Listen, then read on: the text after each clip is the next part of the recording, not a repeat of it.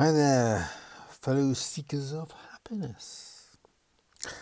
And tonight we're going to continue with the whole self-talk thing, and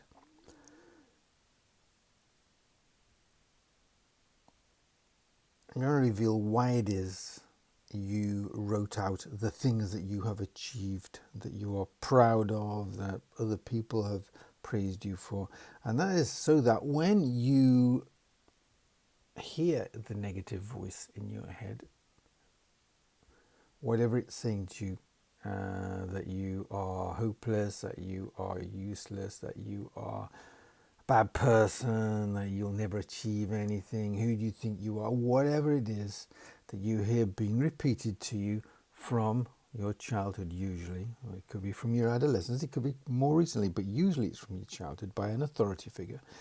You've got something that you can wave in its face and say, well, actually, this is who I think I am. I'm the person who's done this and this and this. And if you've only got one thing, but it's of some significance, and it involved a lot of effort on your part and a lot of hard work and some sacrifice, then you have every right to pat yourself on the back and to wave it and say, what have you done apart from criticize me? That's easy, isn't it? Just sitting on your backside and criticizing. And like I said, it's kind of strange. It might sound surreal until you try it, but until you've had a conversation with this voice, and it'll start to answer you as if it's another person. And you don't have to talk out loud if you don't want to. I usually do. It just feels more natural to me, and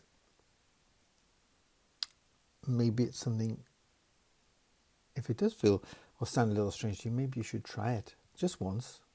And if it works for you, then it works for you. If it doesn't work for you, then have the dialogue inside. But that is the first step to silencing this inner critic of yours that seems to want to hold you back. And trust me, it's not doing it for malicious purposes. It's trying to keep you safe.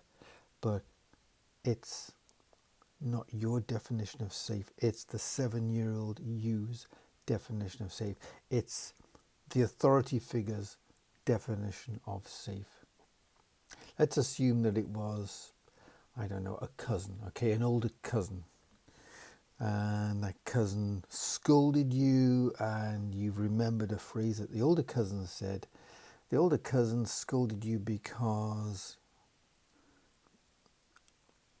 you were in a situation which could have led to danger of some kind, even if it was just danger of punishment by them.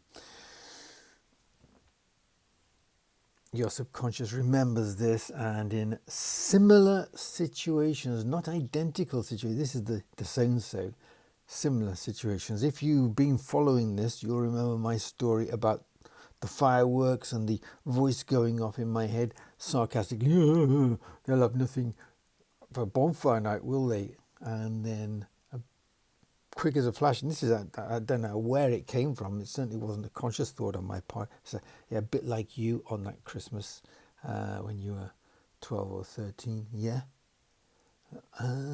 penny drops, because the fireworks and that Christmas, with the pain and the disappointment for me through my own stupidity, and all those years I've been kicking myself for my stupidity in an indirect manner, and it was stopping me from doing things which I wanted to do because there could be consequences and I didn't know what they might be. So I should not open my presents yet, my gifts yet. It just stopped me from doing so many things, finishing a lot of projects. So yeah, the subconscious it's there to protect you, and keep you from harm, but it's not your definition of harm as an adult. It's the subconscious mind's experience of harm and potential harm. And they can be incredibly different. They can be hidden from you. So until you discover all these things. I know for many people, particularly at the moment, money's tight, but if you think that this is something that you might want to explore, a suggestion would be to find a competent hypnotherapist. Hypnotherapy works the fastest. I know there's neuro-linguistic programming and a whole lot of other therapies, but a good, and I do stress the word good, you need to ask all your questions and do all your due diligence first. A good hypnotherapist can get to the root of this, and they'll normally take 3 sessions. A really good one can do it in 1 session, lasting maybe an hour, maybe an hour and a half. Ask all the right questions and you'll end up with all this neutralized, like pouring alkaline or water onto acid and neutralizing it, and you'll be a renewed person, somebody who has had a weight taken away from their shoulders. Okay, I'm going to leave it at that, but yeah, the list. So if you've not made that list, it's very, very important that you do. This is why I asked you to do it.